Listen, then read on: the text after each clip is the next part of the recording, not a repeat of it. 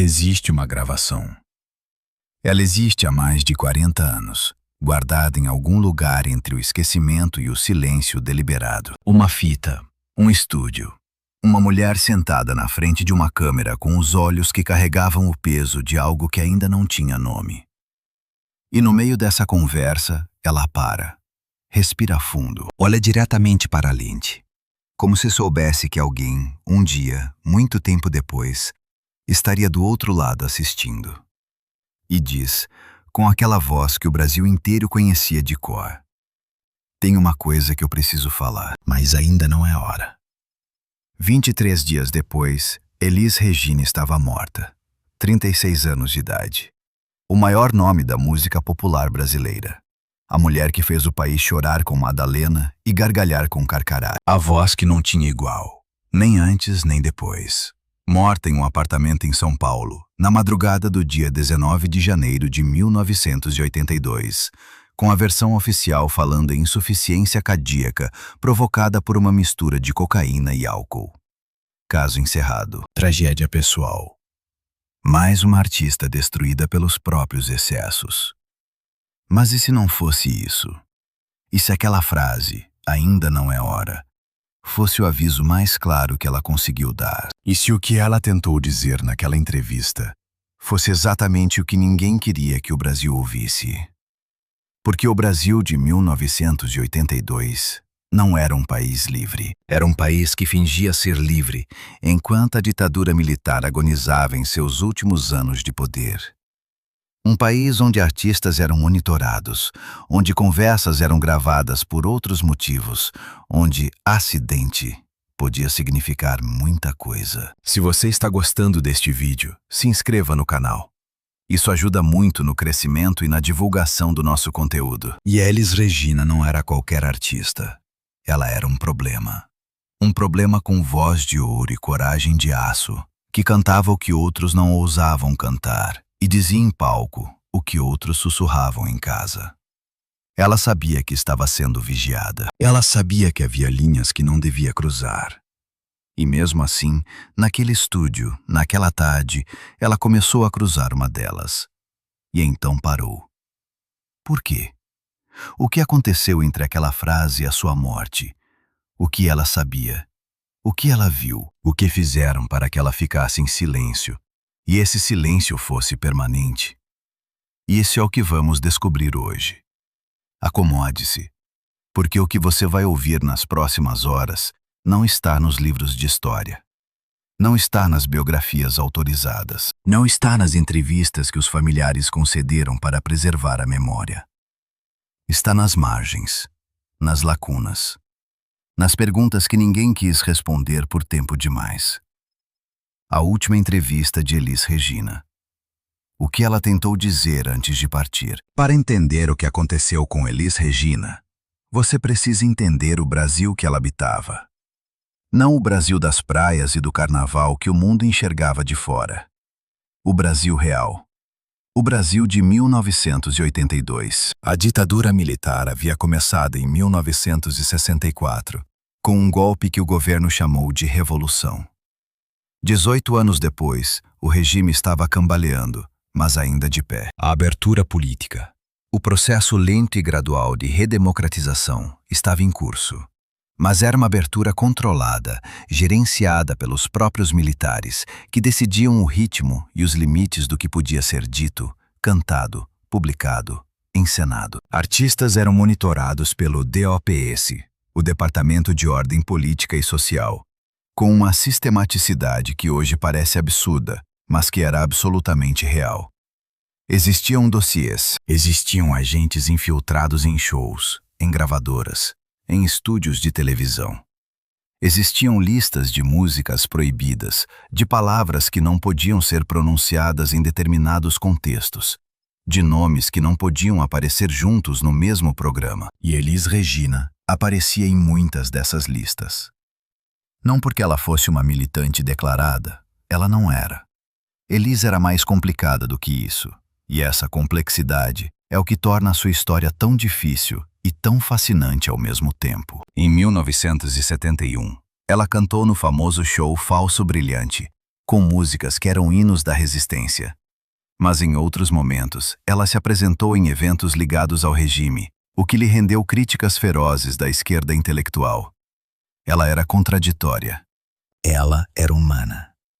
Ela navegava num mundo onde as escolhas nunca eram simples. Mas uma coisa era consistente: a sua voz. Não apenas a voz musical, mas a voz que ela usava fora dos palcos. Elis falava. Elis opinava. Elis não sabia, ou não queria, ficar quieta quando havia algo que a incomodava. E no início de 1982, havia muita coisa incomodando Elis Regina. Pessoas próximas a ela descrevem os últimos meses de sua vida como um período de transformação. Ela havia saído de um relacionamento destrutivo. Estava mais sóbria, mais focada, mais presente. Falava em mudar.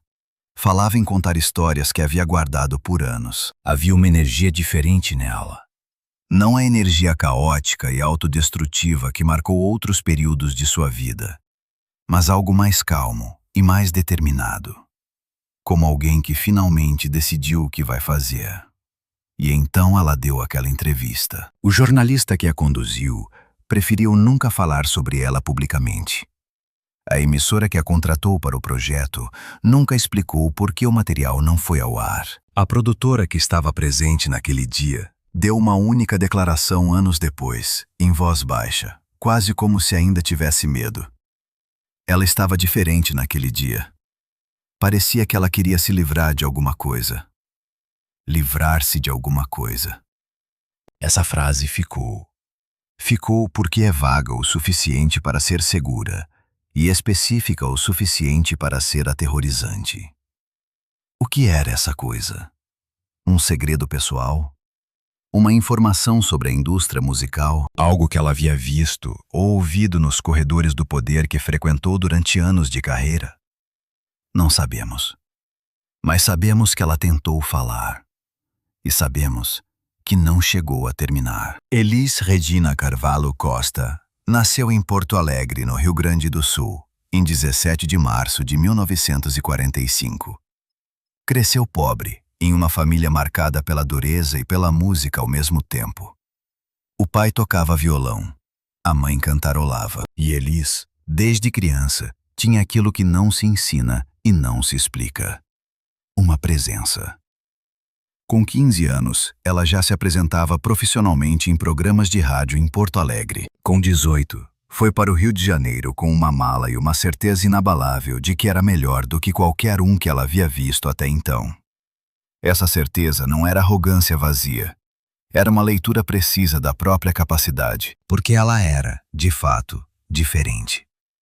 Em 1965, ela estourou nacionalmente com Arrastão, interpretada no primeiro Festival de Música Popular Brasileira da TV Excelsior.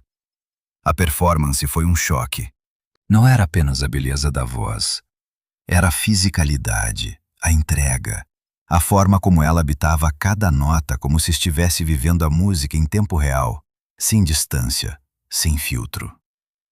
O Brasil parou para assistir e nunca mais conseguiu desviar o olhar. Nos anos seguintes, Elis construiu uma carreira que não tinha paralelo. Ela transitava entre o samba e a bossa nova, entre a música de protesto e a canção romântica, entre o popular e o sofisticado, sempre com a mesma autoridade impossível. Ela cantava Caetano Veloso, Gilberto Gil, Chico Buarque, Milton Nascimento, Ivan Lins. Os maiores compositores do Brasil confiavam as suas músicas à voz de Elis, porque sabiam que ela não interpretava canções. Ela as revelava. Mas a grandeza artística vinha acompanhada de uma vida pessoal tumultuada. Casamentos que acabaram mal. Relacionamentos com homens que ou não suportavam a sua força ou a exploram. Uma relação difícil com o próprio corpo, com o próprio peso, com a própria imagem. Momentos de dependência química que ela nunca escondeu completamente, mesmo quando tentou. E ainda assim, ou talvez por causa de tudo isso, havia em Elis uma autenticidade que as pessoas sentiam. Ela não era um produto. Ela era uma pessoa real, em cima de um palco, e essa realidade chegava até a última fileira de qualquer teatro. Agora me conta aqui nos comentários, de que cidade você é? Vou gostar muito de saber de onde vocês estão assistindo. Quem conviveu com ela nos últimos meses de 1981 e no início de 1982, fala de uma Elis diferente, mais madura, mais reflexiva. Ela havia começado um novo relacionamento, mais estável.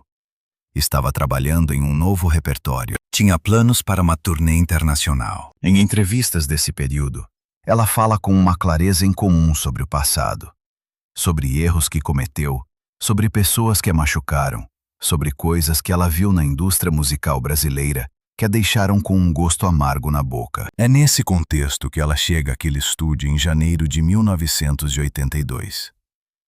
É nesse contexto que ela senta em frente à câmera, respira fundo e começa a falar. E é nesse contexto que, em algum momento dessa conversa, algo muda. Algo a faz parar, algo a faz olhar para a câmera e dizer que ainda não é hora. O que foi esse algo? Era medo? Era prudência? Era um sinal que chegou de fora, um olhar, um gesto, uma presença no estúdio que ela não esperava? Não temos resposta, mas temos a pergunta. E a pergunta, como você vai perceber ao longo deste vídeo, é mais poderosa do que qualquer resposta que alguém poderia fabricar. Porque as perguntas que ficam sem resposta são exatamente aquelas que alguém, em algum momento, decidiu que não deveriam ser respondidas. Era uma tarde de janeiro de 1982. O estúdio ficava em São Paulo, num andar alto de um prédio no centro da cidade, com aquela luz artificial que faz tudo parecer mais intenso do que deveria. Elis Regina chegou pontualmente, o que, segundo quem a conhecia, não era exatamente o seu hábito. Chegou com uma bolsa de couro marrom, cabelo preso, sem o aparato glamouroso de uma estrela em modo de performance. Chegou como alguém que tinha algo a fazer. O jornalista que conduzia a entrevista se chamava Roberto Farias Neto. Não era um nome famoso. Era um repórter de cultura de uma publicação de médio porte, contratado por uma produtora independente para gravar uma série de conversas longas com grandes nomes da música brasileira. O tipo de projeto que existia nas margens do circuito principal, sem o peso dos patrocinadores corporativos e sem a vigilância dos grandes grupos de comunicação. Era, em teoria, um espaço mais livre. Elis escolheu participar desse projeto especificamente. Recusou convites de programas maiores naquele período. Quando perguntada por sua assessora por que preferia aquele formato menor, ela respondeu com uma frase que ficou gravada na memória de quem estava presente. Porque lá eles não vão poder cortar o que eu quero dizer. A gravação começou às 3 da tarde. Nas primeiras 2 horas, Elis falou sobre música, sobre compositores que amava, sobre o processo de escolher um repertório, sobre a diferença entre cantar para agradar e cantar para dizer a verdade. Era uma conversa brilhante, profunda, o tipo de material que jornalistas sonham em conseguir. A câmera registrava tudo. Roberto estava visivelmente animado. E então, por volta das 5 da tarde, algo mudou. Elis pediu uma pausa, tomou um copo de água. Ficou em silêncio por alguns segundos. Não um silêncio desconfortável de quem não sabe o que dizer, mas o silêncio deliberado de quem está tomando uma decisão. Depois olhou para Roberto e disse: "Posso falar sobre uma coisa que está fora do roteiro?" Roberto disse que sim.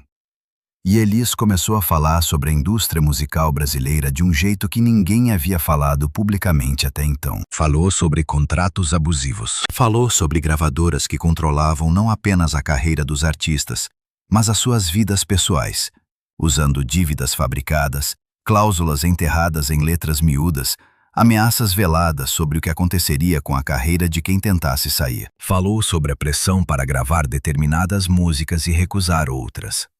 Falou sobre nomes, não diretamente, mas com descrições suficientemente precisas para que qualquer pessoa do meio soubesse exatamente de quem ela estava falando. E então ela parou.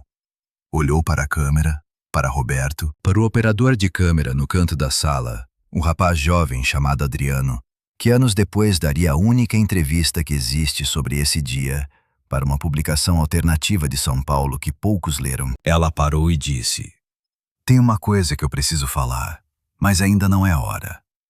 Roberto perguntou por quê. Ela sorriu, aquele sorriso que quem a conhecia reconhecia como a máscara que ela usava quando estava com medo, mas não queria demonstrar. "Porque ainda tem gente que precisa ser protegida." Ela respondeu. "Quando a hora certa chegar, eu falo, e vai ser grande." A gravação continuou por mais 40 minutos, mas sobre outros assuntos. No final, ele se despediu, pegou a bolsa de couro marrom e saiu pelo corredor sem olhar para trás. A produtora nunca montou o material. A fita foi guardada. Roberto Farias Neto tentou publicar uma reportagem sobre a entrevista nos meses seguintes, mas Elis morreu antes que ele conseguisse, e de repente ninguém mais queria tocar no assunto. "Me disseram que não era o momento." Ele contou décadas depois, em voz baixa. "E eu entendi que não é o momento." Podia significar muitas coisas diferentes. Para entender o que Elis estava tentando dizer naquela tarde, você precisa entender quem eram os homens ao redor dela. Não os músicos, não os compositores, os outros, os que não aparecem nos créditos dos discos, mas que decidiam o que entrava neles. O nome mais importante nessa história é André Midani. Midani era o presidente da WEA Brasil, a subsidiária brasileira da Warner, e uma das figuras mais poderosas da indústria musical do país nos anos 70 e 80. Era um homem sofisticado, culto, com conexões que iam da elite artística até os corredores do poder político. Ele foi o responsável por trazer para o Brasil alguns dos maiores artistas da época. E ele tinha uma habilidade particular para identificar talentos e, mais importante, para mantê-los dentro da sua órbita. Elis tinha uma relação complicada com Midani. Ela o admirava e o temia. Em conversas privadas registradas por amigos próximos, ela se referia a ele como o homem que sabe de tudo e não esquece nada. Uma frase que pode ser interpretada como elogio ou como advertência, dependendo do contexto. Mas Midani não era o único. Havia outros. Empresários regionais, produtores com conexões obscuras, intermediários que viviam nas margens do negócio e que faziam o tipo de trabalho que ninguém queria colocar em contrato. O Brasil musical dos anos 70 e 80 era um ecossistema opaco, onde dinheiro, poder político e entretenimento se misturavam de maneiras que raramente chegavam ao conhecimento do público. E Elis tinha acesso a esse mundo. Ela havia frequentado seus bastidores por quase 20 anos. Há um episódio específico que precisa ser mencionado aqui. Em 1978, Elis tentou renegociar o seu contrato com a gravadora. Não era uma demanda agressiva. Ela queria mais controle sobre o repertório e uma estrutura financeira mais transparente. O que aconteceu em seguida foi descrito por pessoas presentes nas negociações como uma demonstração de força por parte da gravadora. Reuniões canceladas de última hora. Comunicados vazados para a imprensa sugerindo que Elis estava difícil e instável. Uma campanha silenciosa para desestabilizar a sua imagem antes que ela tivesse a chance de falar publicamente sobre os termos do contrato. Elis recuou. Assinou o contrato nas condições que a gravadora queria. E nunca falou publicamente sobre o episódio. Até talvez aquela tarde de janeiro de 1982. Existe outro personagem nessa história que merece atenção. Paulo Sérgio Vale, compositor e amigo próximo de Elis nos últimos anos de sua vida. Vale era um dos poucos que ela realmente confiava. Um homem discreto, leal, que entendia o mundo da música, mas que nunca havia se deixado contaminar pelas suas piores dinâmicas. Em depoimentos raros, Vale descreveu Elis nos últimos meses como uma mulher em paz consigo mesma, mas em guerra com o mundo ao redor. Ela sabia coisas, ele disse uma vez, em uma conversa informal que foi registrada sem que ele soubesse e que circulou por anos nos bastidores do jornalismo musical brasileiro. Coisas que poderiam acabar com carreiras. Poderiam acabar com muito mais do que carreiras. E ela estava chegando num ponto em que não aguentava mais carregar isso sozinha. O que eram essas coisas? Vale nunca especificou. Quando pressionado, mudava de assunto com a elegância de quem aprendeu a sobreviver num ambiente onde falar demais tem consequências reais.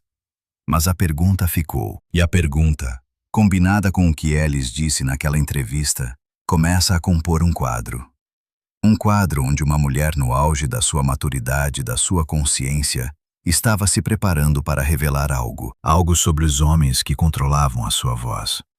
Algo que eles definitivamente não queriam que o Brasil ouvisse. Entre a entrevista e a morte, passaram-se 23 dias. 23 dias que são, ao mesmo tempo, os mais documentados e os menos compreendidos da vida de Elis Regina. Comecemos pelo que sabemos com certeza. Nos dias imediatamente seguintes à entrevista, Elis estava bem. Seus músicos relatam ensaios produtivos. Sua agenda estava cheia. Ela havia confirmado participação em um programa de televisão para o mês seguinte e estava em conversas avançadas para uma turnê pela Europa. Não havia sinais externos de crise, mas havia sinais internos. Antônio Carlos Jobim, o Tom Jobim, o maior compositor brasileiro do século XX, amigo de Elis desde os anos 60, a viu pela última vez em uma festa em São Paulo, menos de 2 semanas antes da sua morte. Em um depoimento que deu para amigos próximos e que só veio a público anos depois, ele descreveu o encontro com palavras que perturbam. Ela estava diferente. Não de um jeito ruim, de um jeito que me preocupou. Ela estava muito calma. Elis nunca era tão calma assim.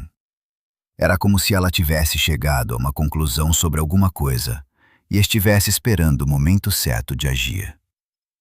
Jobim perguntou a ela como estava. Ela sorriu e disse: "Estou pronta, Tom. Finalmente estou pronta." Pronta para quê? Ele não perguntou.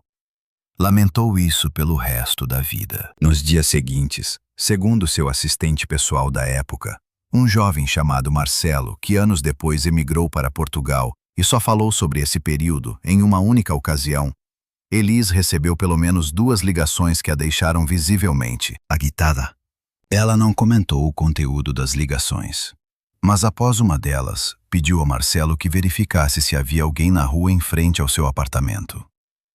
Ela disse que era paranoia, Marcelo relembrou, mas os olhos dela não eram os olhos de alguém que acredita na própria paranoia.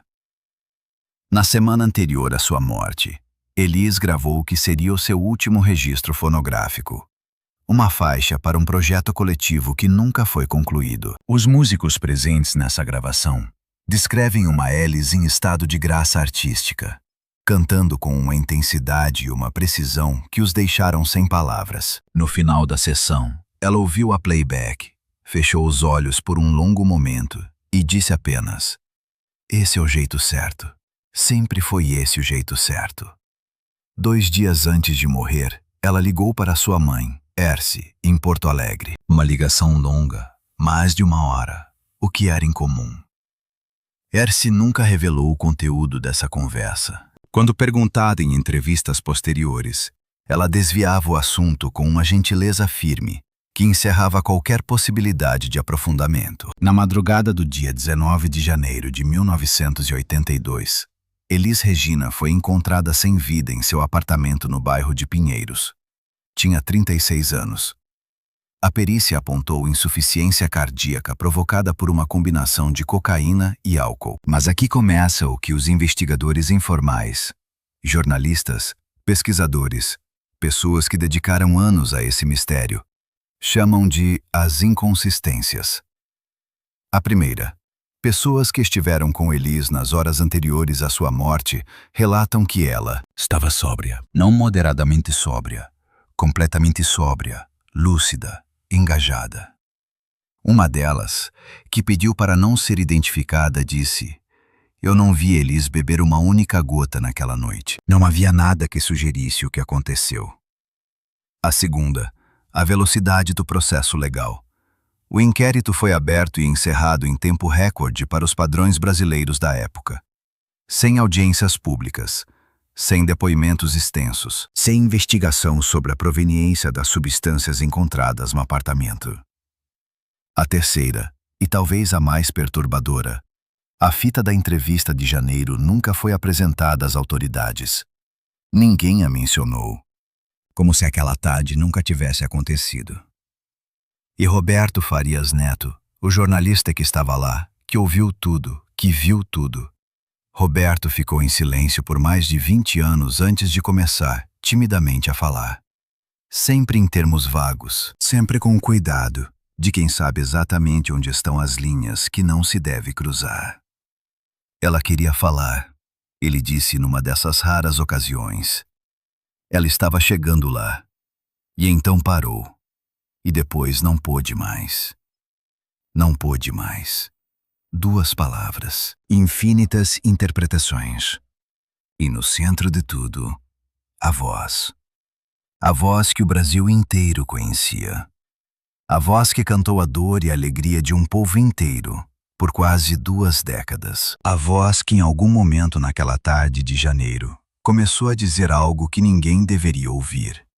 E que foi silenciada antes de terminar a frase. Em 1998, um pesquisador chamado Gustavo Menezes passou 3 anos tentando localizar a gravação da entrevista de janeiro de 1982. Menezes não era jornalista profissional.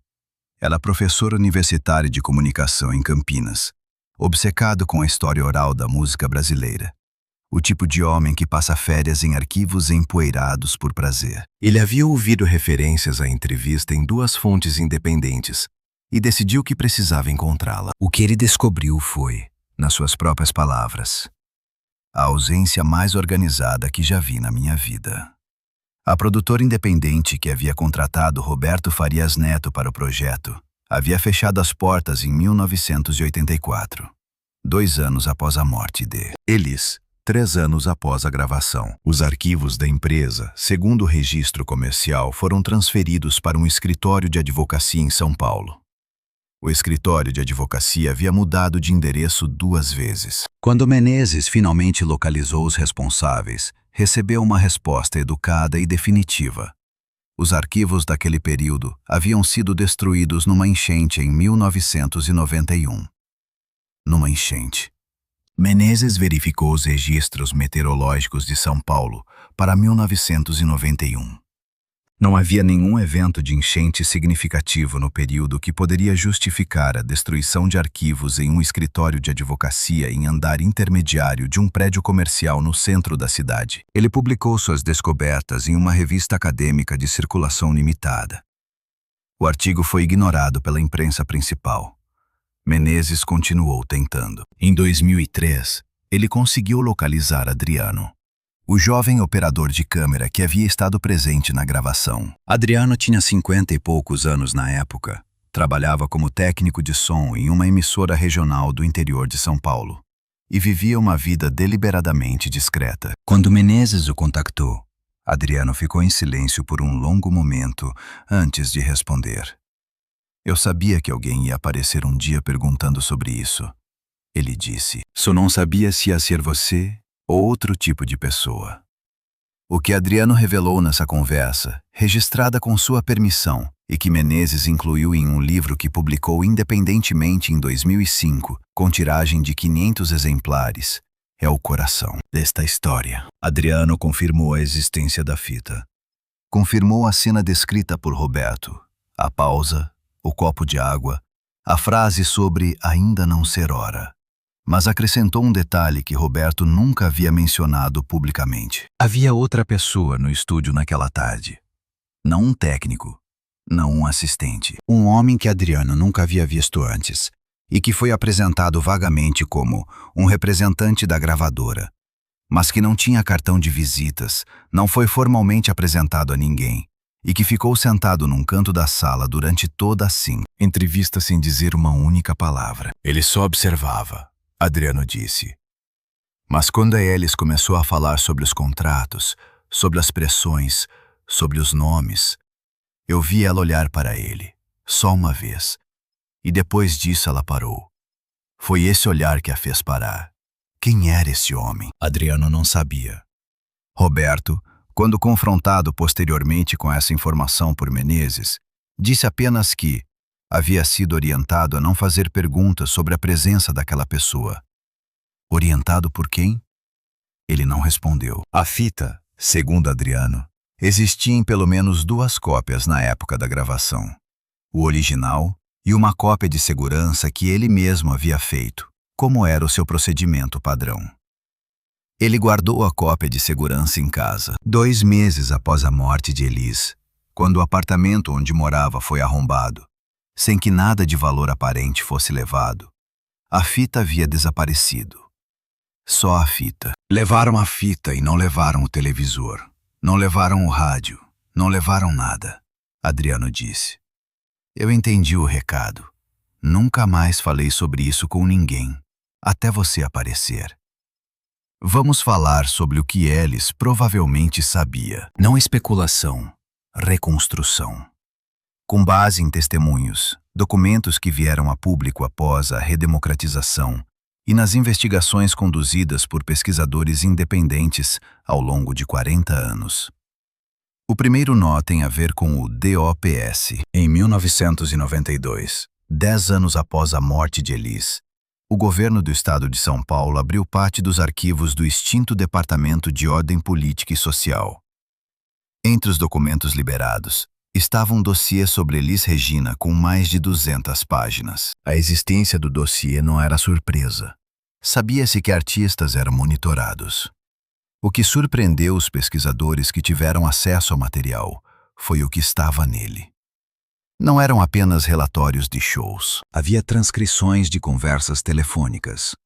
Havia relatórios de agentes infiltrados em gravações de disco. Havia, em pelo menos 3 ocasiões, menções a informações de caráter sensível obtidas pela monitorada.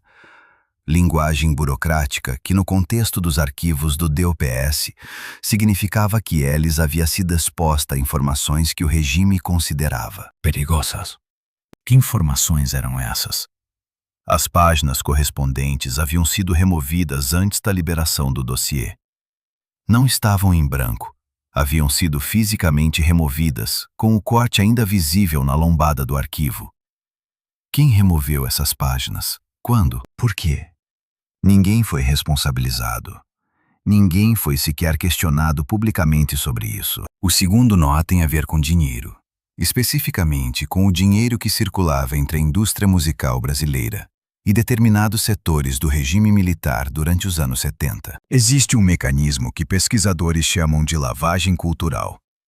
O uso de gravadoras, produtoras e eventos musicais para movimentar recursos de origem obscura, frequentemente ligados a contratos superfaturados com entidades públicas, patrocínios de empresas estatais e distribuição de verbas de propaganda governamental. Era um sistema bem azeitado, e várias das maiores gravadoras operando no Brasil na época estavam, em graus variados, integradas a esse sistema. Elis tinha contratos com essas gravadoras. Ela recebia dinheiro que passava por essas estruturas. Em algum momento, ela deve ter percebido que parte do que ela recebia não tinha origem completamente limpa, ou que os contratos que assinava serviam a propósitos que iam além da simples comercialização de música. Uma artista da sua inteligência e da sua experiência não poderia não perceber. A questão era o que fazer com essa percepção. O terceiro nó, e este é o mais perturbador de todos, tem a ver com um nome específico que aparece em pelo menos 2 testemunhos independentes sobre os últimos dias de Elis. O nome é Silvio Santos. Não como vilão, isso precisa ser dito claramente, mas como parte do ecossistema. Silvio Santos era, na época, a figura mais poderosa da televisão comercial brasileira. O seu império de entretenimento tinha conexões com praticamente todo mundo que importava no Brasil dos anos 70 e 80. Políticos, militares, empresários, artistas. Elis havia se apresentado em programas do seu grupo. Havia contratos entre a sua gravadora e emissoras do grupo. O que os testemunhos sugerem, e aqui usamos o verbo sugerir com toda a precisão que ele merece, é que parte do que Ellis queria revelar naquela entrevista tinha a ver com práticas dentro desse ecossistema que ela considerava inaceitáveis. Não necessariamente crimes no sentido jurídico estrito, mas acordos, favores. A forma como carreiras eram construídas e destruídas em troca de silêncio e de lealdade. O homem sem cartão de visitas que ficou sentado no canto do estúdio naquela tarde de janeiro. Quem ele representava? Até hoje, ninguém sabe. Ou ninguém quer dizer.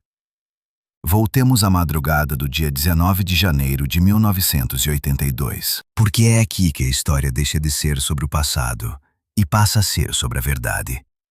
Sobre o que acontece quando uma verdade inconveniente precisa desaparecer e sobre os mecanismos silenciosos que fazem esse desaparecimento acontecer. Elis foi encontrada por volta das 4 da manhã.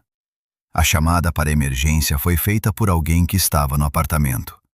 A identidade dessa pessoa nunca foi completamente esclarecida nos documentos do inquérito. Os registros oficiais são vagos nesse ponto de uma forma que, para quem já leu documentos judiciais brasileiros da época, parece menos um descuido e mais uma escolha.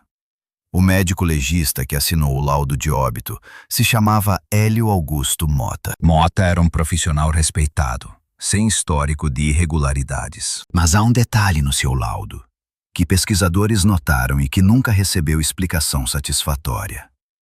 O horário estimado da morte foi registrado com uma janela de incerteza incomumente ampla, entre meia-noite e 4 da manhã, numa situação que a precisão seria tecnicamente possível e processualmente necessária. Por que essa imprecisão?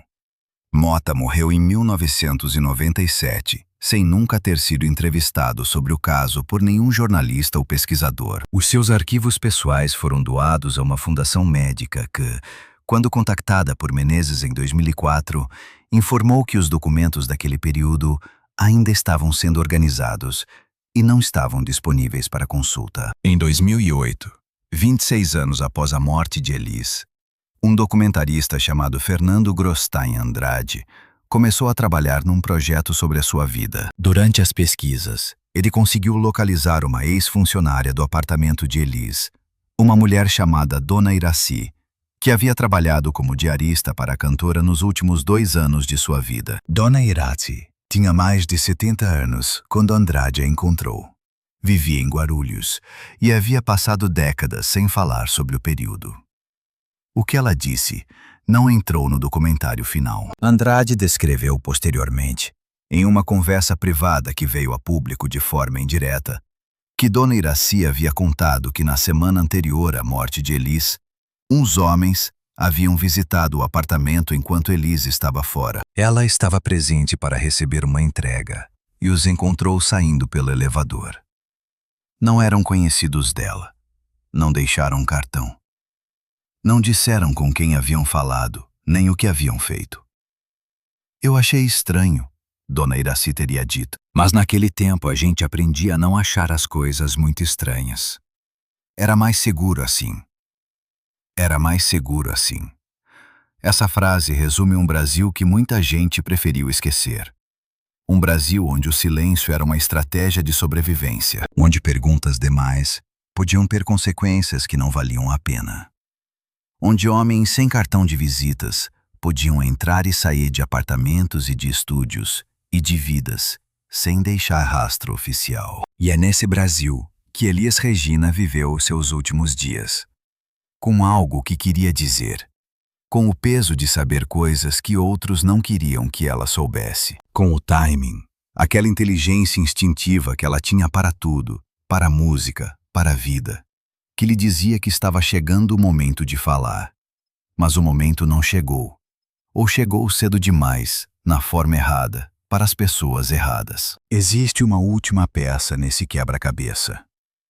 Em 2019, um historiador da Universidade Estadual de Campinas publicou um artigo baseado em documentos desclassificados dos arquivos da ditadura que haviam sido liberados pela Comissão Nacional da Verdade. Entre os documentos, havia um relatório de monitoramento datado de 15 de janeiro de 1982, 4 dias antes da morte de Elis, que a mencionava pelo nome. O conteúdo do relatório era parcialmente redigido, mas em um trecho legível havia a seguinte anotação, atribuída a um agente não identificado. Monitorada demonstra a intenção de tornar pública informação de natureza sensível em prazo próximo. Situação requer atenção. Situação requer atenção. 4 dias depois, Elis estava morta. Esse documento existe, está arquivado, está catalogado. Qualquer pessoa pode, em teoria, solicitar acesso a ele através dos canais oficiais de preservação da memória do período ditatorial. E, no entanto, em mais de 40 anos, nenhuma investigação oficial foi aberta para examinar a possível relação entre esse documento e a morte de uma das maiores artistas que o Brasil já produziu. Por quê? Porque algumas perguntas são mais perigosas do que as respostas que podem gerar. Porque alguns silêncios foram construídos com muito cuidado e com muito poder por trás deles. E porque o Brasil, como todo país que viveu décadas de autoritarismo, aprendeu a conviver com lacunas na história. Lacunas que ficam onde deveria haver nomes, datas, responsabilidades.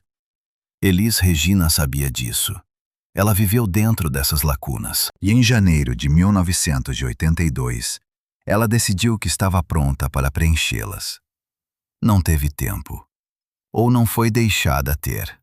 Há uma gravação de Elis Regina cantando Redescobrir de Ivan Lins num show de 1981, menos de um ano antes da sua morte. Se você nunca ouviu, pare tudo e ouça. Não pela técnica, não pela beleza, embora ambas estejam lá em grau quase impossível. Ouça pelo que está nas entrelinhas.